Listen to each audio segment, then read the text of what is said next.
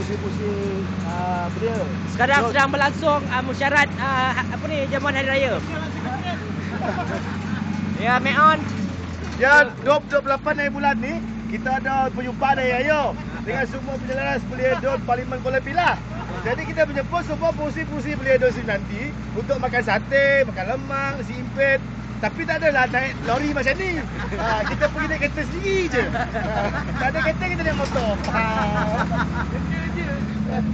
Kena je. Tapi di Don Johor kita raikan orang bakal-bakal haji. Bakal haji Don Johor. Pada Selat namanya. Pada Selat. YB yang terus Selat. YB ada drive kau. Tak ada lori dah. Tak ada lori dah. Wah, kereta lori. Tu je lah. Gila betul. Tak sanggup air.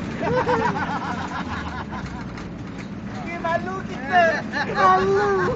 Kita malu betul.